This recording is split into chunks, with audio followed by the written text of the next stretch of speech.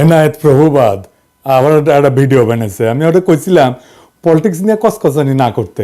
ভারতীয় পণ্য বয়কট আন্দোলনের সময় ওর কুরকুরে নিয়ে উঠছিল। ব্যাপার না, বাতের রুগীদের যেমন আমাবস্যার পূর্ণিমা বাতের ব্যথা জায়গায় ওঠে, তেমনি প্রভুপাদের কিছু বিশেষ বিশেষ সময় কুরকুরে নিয়ে ওঠে।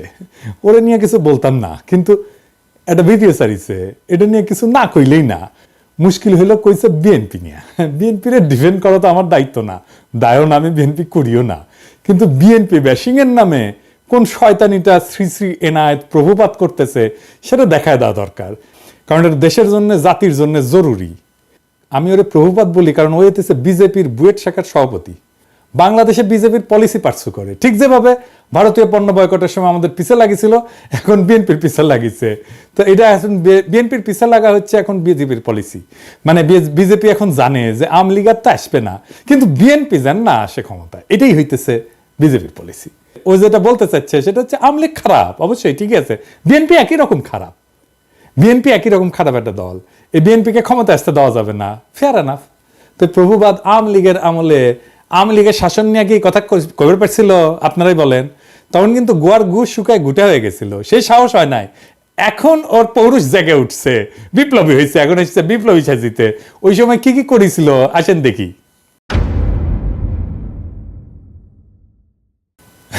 পদ্মা সেতু নিয়ে বই লিখেছিল, হ্যাঁ, পদ্মা সেতুর কত কিছু আবার ভিডিও করছিল পদ্মা সেতু নিয়ে।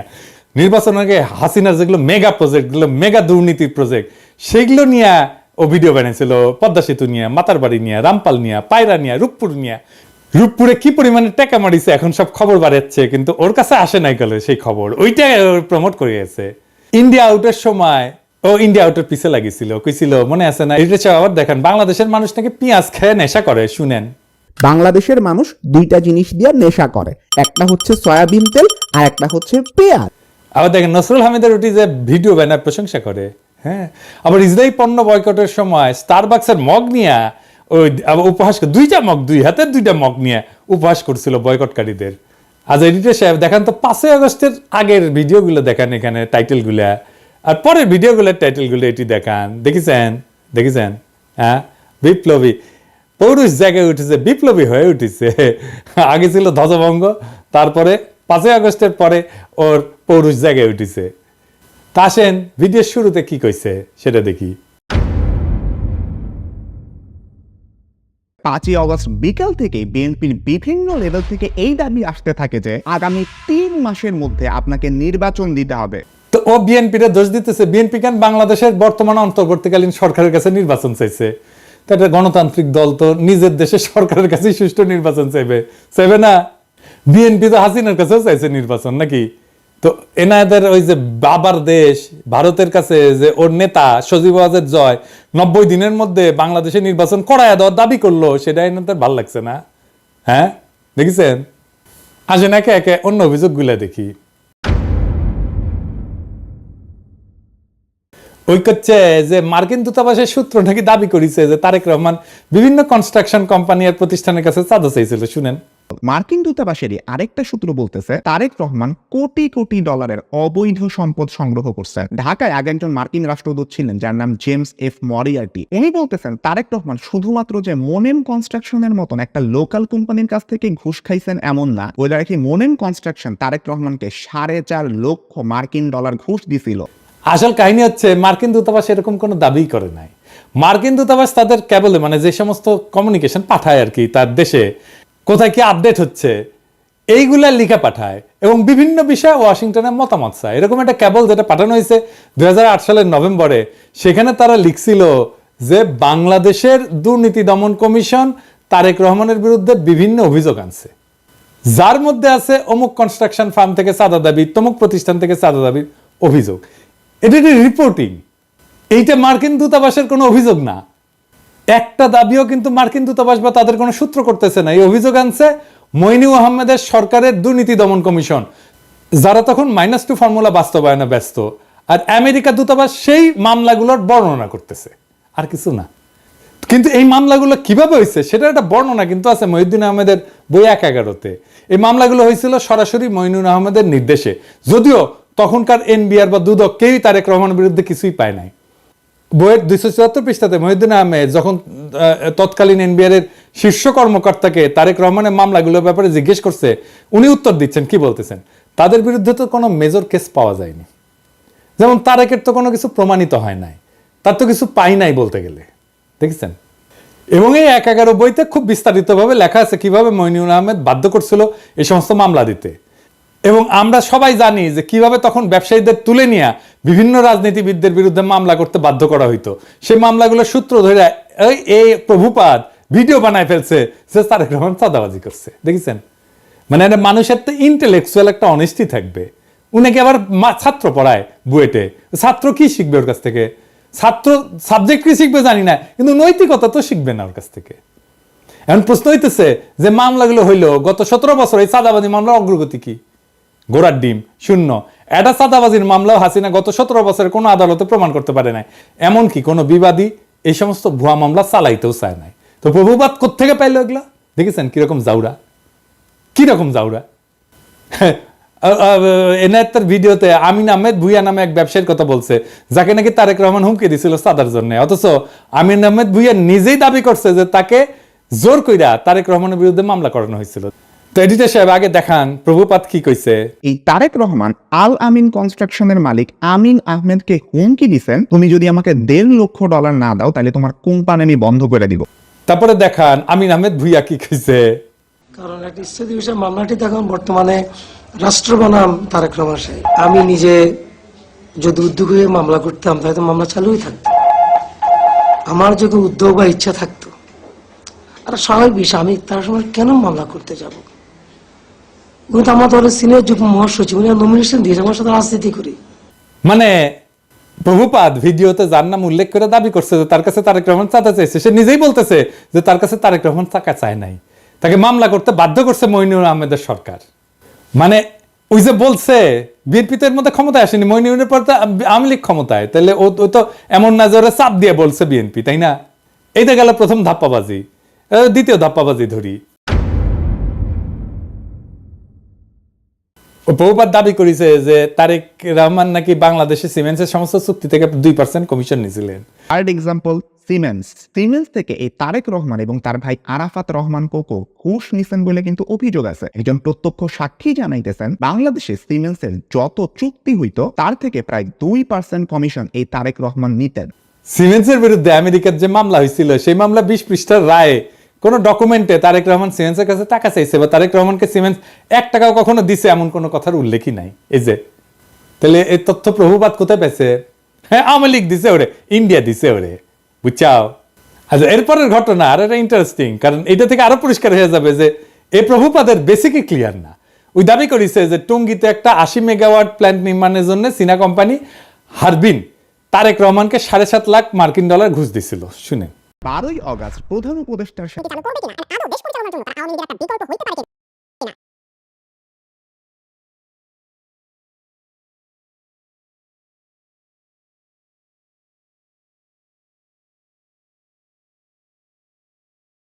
আসল কথা হচ্ছে হারবিন একটা টেন্ডার প্রক্রিয়াতে সর্বনিম্ন বিডার হিসেবে 2002 সালে মনোনীত হয়েছিল।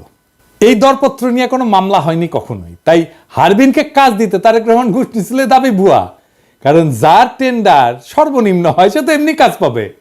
মামলাটা আসলে কি ছিল? মামলাটা ছিল হারবিন এবং তাদের বাংলাদেশের পার্টনার নির্মাণ কনস্ট্রাকশনের টঙ্গীর বেসিক শিল্পনগরীতে যে পাওয়ার প্ল্যান্ট বানানোর কাজ পায় সেটার ওয়ার্ক অর্ডার নিয়ে। খাদিজা বেগম গিয়াসউদ্দিন আল মামুনকে দিয়ে পাওয়ার প্ল্যান্টের ওয়ার্ক অর্ডারটা তাড়াতাড়ি বের করে আনে। তো এটা কনসালটেন্সি ফি হিসাবে কিছু টাকা দিছিল বলে খাদিজা বেগম নিজে দাবি করছে আদালতে। খাদিজা বেগম পুরা মামলা কোথাও বলেন নাই যে এই টাকা তারেক রহমান খাদিজা বেগমের কাছে চাইছে বা দিতে বাধ্য করছে। তাই 2013 সালে এই মামলায় তারেক রহমানের নাম ছিল, কিন্তু তারেক রহমানকে খালাস দেয় আদালত। মানে হাসিনার আমলে তারেক রহমান আদালত থেকে খালাস পায়, হাসিনার আমলে। কিন্তু যে বিচারক খালাস দেয় সে আবার খালাসের রায় দিয়ে দেশে থাকতে পারে নাই, তারা এসকে সিনহার মতো দেশ ছাড়া করে বাধ্য করা। উনি মানে ফিনল্যান্ডে আছেন।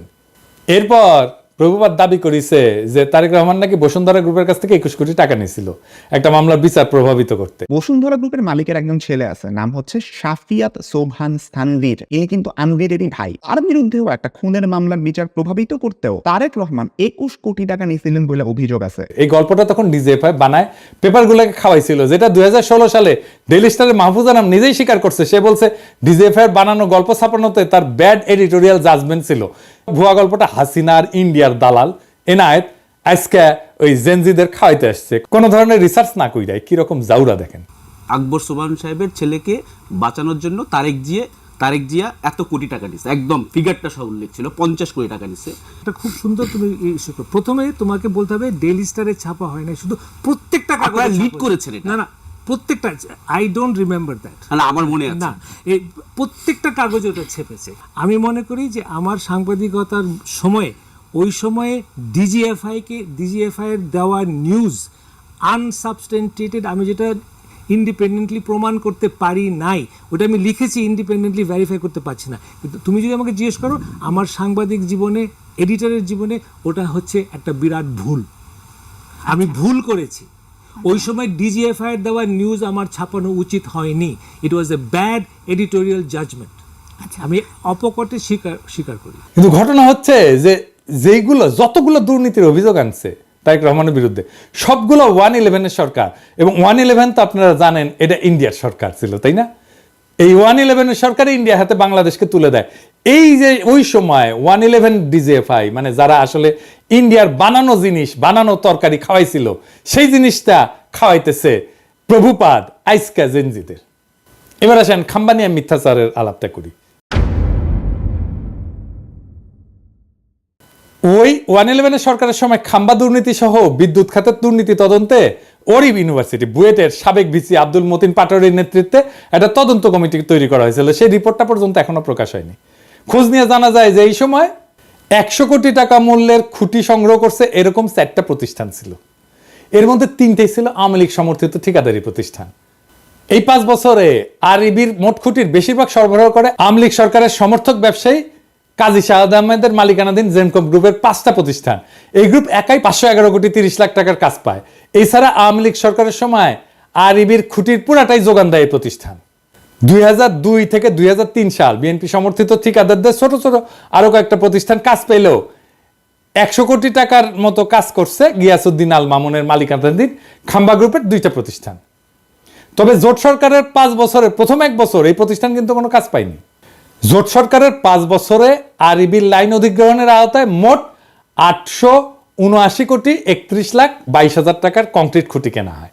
এর মধ্যে জেমকন গ্রুপের 5টা প্রতিষ্ঠান খুঁটি সরবরাহ করে 511 কোটি 30 লাখ টাকার, কনফিডেন্স গ্রুপ সরবরাহ করে 119 কোটি 79 লাখ টাকার খুঁটি, খাম্বা গ্রুপের 2টা প্রতিষ্ঠান সরবরাহ করে 102 কোটি 10 লাখ টাকার খুঁটি।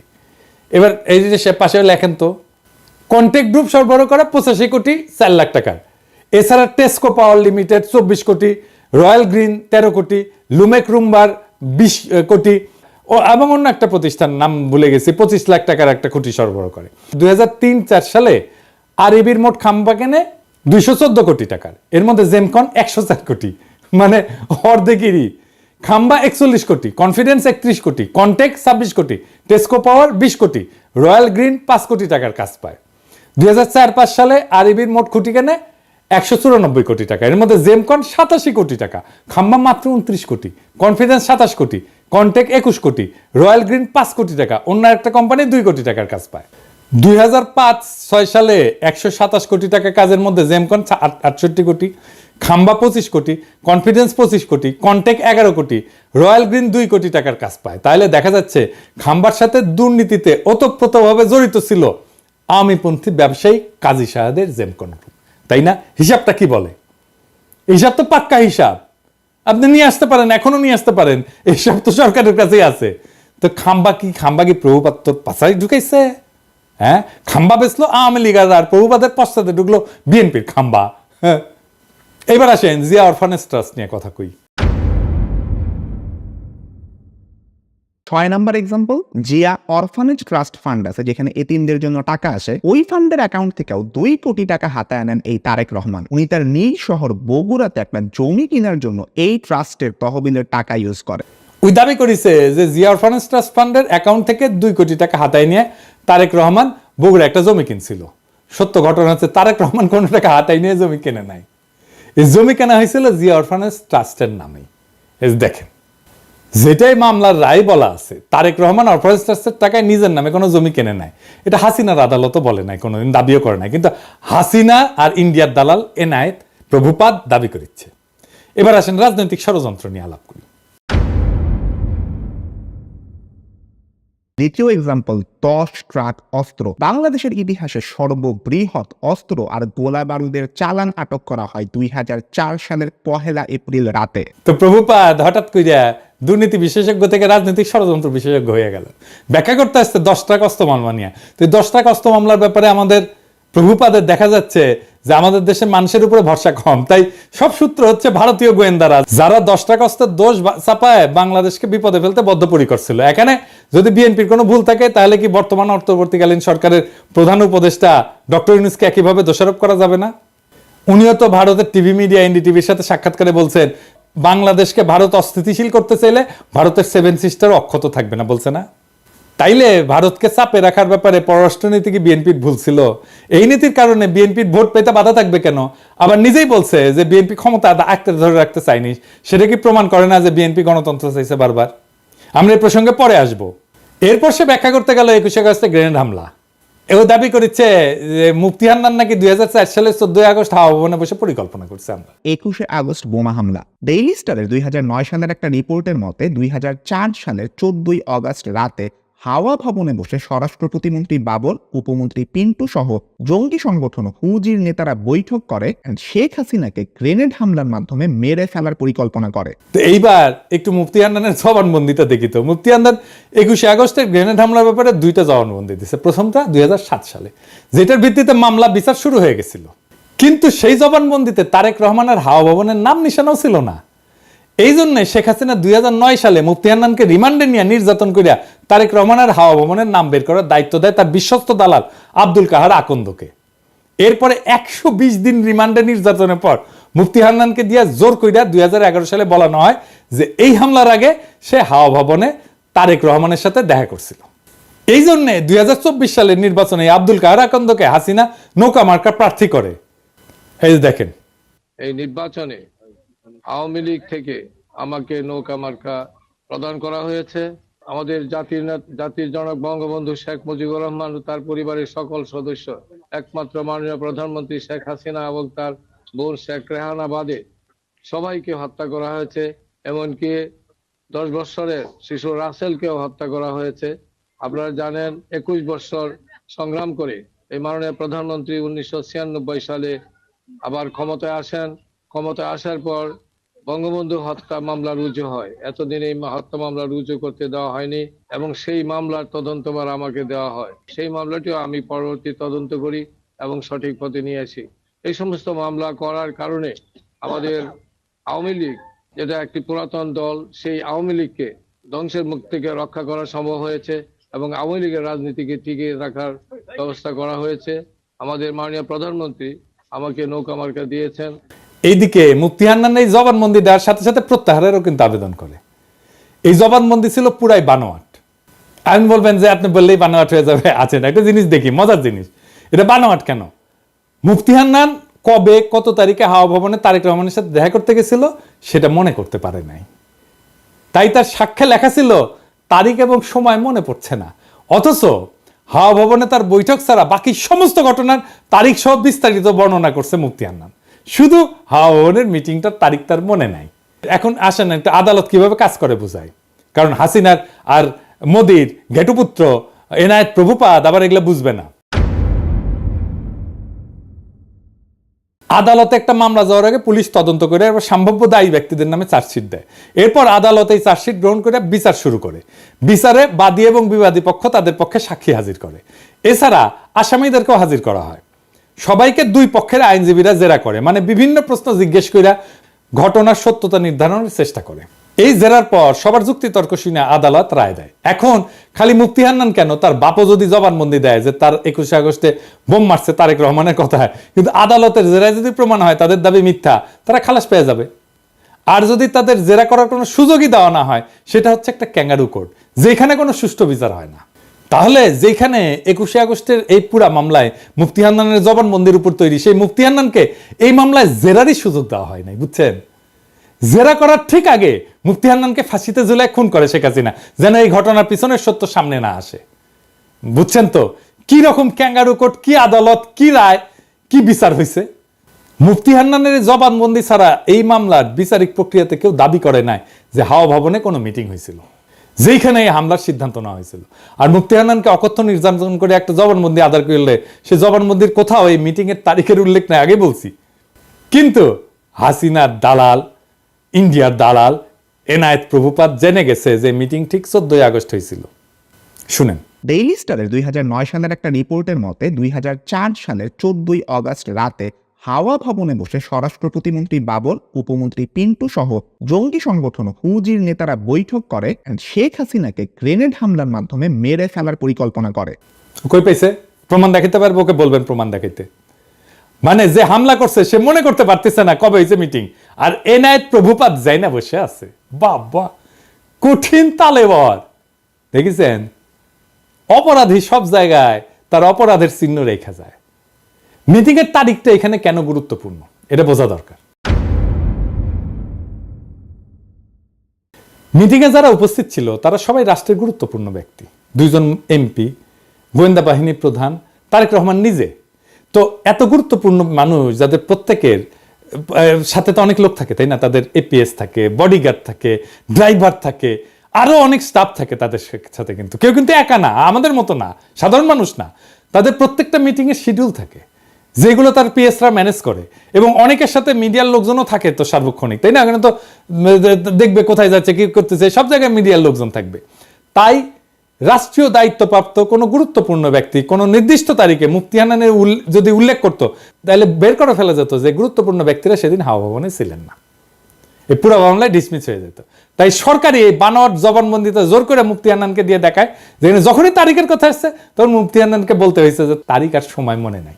এই এমপি, এতগুলো এমপি, 2 জন এমপি, স্বরাষ্ট্রমন্ত্রী, তারপরে তারেক রহমান, এতগুলো লোকের একটা দিন হাওয়া ভবনে গেছে, ওইটা বাইর করা যাবেই যাবে যদি এটা ঘটে থাকে সত্যি সত্যি। কিন্তু এত বুদ্ধি ওর মাথার থাকলে তো ওর তার ইন্ডিয়ার দালালি করতে হয় না, হাসিনারও দালালি করতে হয় না। এরপরে প্রভুপাত দাবি করছে যে বিএনপি নেতারা নাকি বাংলা ভাইয়ের জেএমবিকে পৃষ্ঠপোষকতা করছে। বিএনপি জামায়াত জোট সরকার জঙ্গি গোষ্ঠীকে তোষণ করত, তাদেরকে পালতো এন্ড পরে নিজেদের কাজেও ব্যবহার করছে। তার সোর্সকে জানেন? নূর মোহাম্মদ কিশোরগঞ্জ থেকে নৌকা মার্কা নিয়ে ভোট ডাকাতি করে যে তা আওয়ামী লীগের সাবেক সংসদ সদস্য। এই লোক নিজেই ছিল বাংলা ভাইদের দোসর। আলী রিয়াজের যে Islamic militancy Bangladesh complex web, এই বইয়ের 52 পৃষ্ঠায় উল্লেখ আছে নূর মোহাম্মদ 2004 সালে রাজশাহী রেঞ্জের ডিআইজি হিসেবে গণমাধ্যমকে বলছিল যে বাংলা ভাই এবং তার বাহিনী বামপন্থী সরবরাহদের ধরতে সাহায্য করছে, এবং তিনি নিজেই স্থানীয় পুলিশ বাহিনীকে নির্দেশ দিয়েছেন তাদের সহায়তা করতে। তাহলে দেখেন বাংলা ভাই আসলে কারা সাহায্য করছে। তো এইসব কইরা বিএনপিকে বিপদে ফেলে আওয়ামী লীগের নমিনেশন যেটা ভোট ডাকাতকে সূত্র ধরে এনায়েত প্রভুপাত বলতেছে যে বিএনপির নেতারা নাকি জঙ্গিদের পৃষ্ঠপোষকতা দিচ্ছে। তবে এটা সত্য যে জেএমবির এই ঘটনা বিএনপির ক্ষমতা হারানোর কারণ। কিভাবে এটা একটু দেখি। একটা রাষ্ট্রে বল প্রয়োগের একচেটিয়া কর্তৃত্ব থাকে আর কারণ না, রাষ্ট্রের কাছে।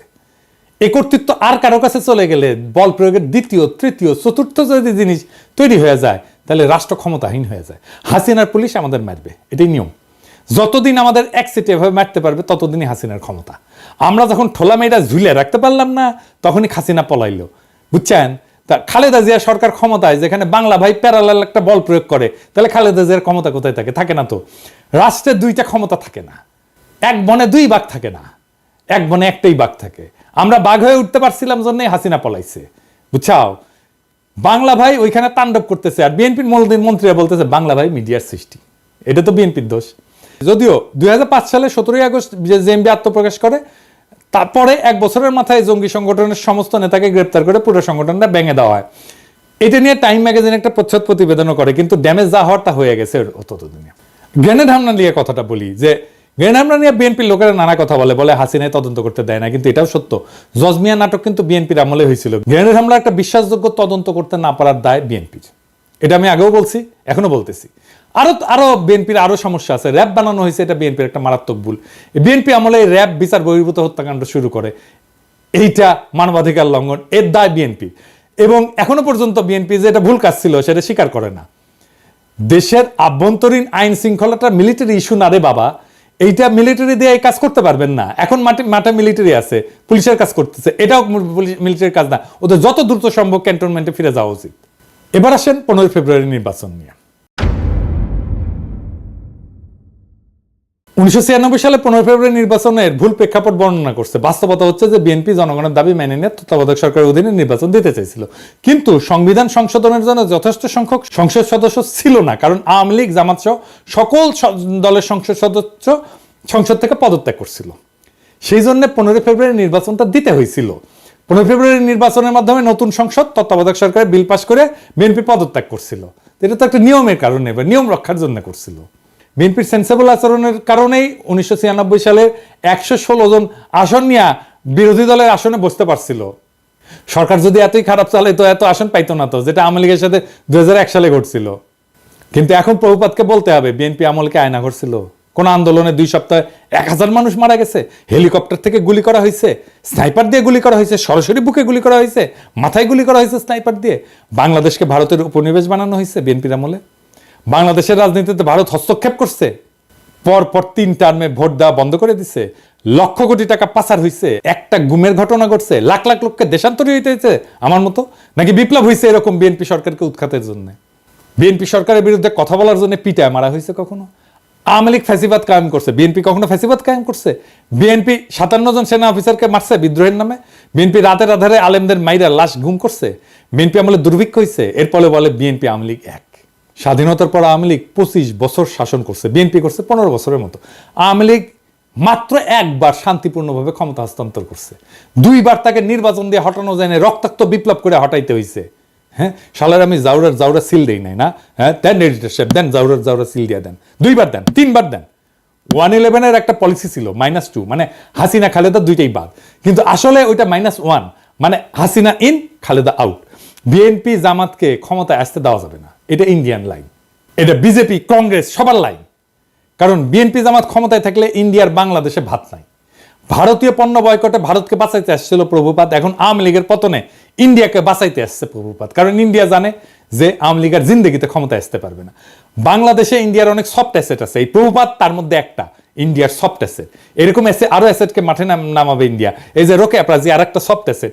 তবে প্রভুপাত তোমার ইন্ডিয়ান সফট অ্যাসেট মার্ক করে রাখলাম, যেদিন ভারতীয় পণ্য বয়কটের পিছিয়ে লাগছো সেদিনই মার্ক করে রাখছি। আমার মার্ক করা ভুল হয় না, বুঝছাও? তো একটা জিনিস জানো, কয়া রাখি, বাঘে শুইলে 18 গা, ঠোলায় শুইলে 36 ঘা, আর পিনাকি শুইলে জয় বাংলা।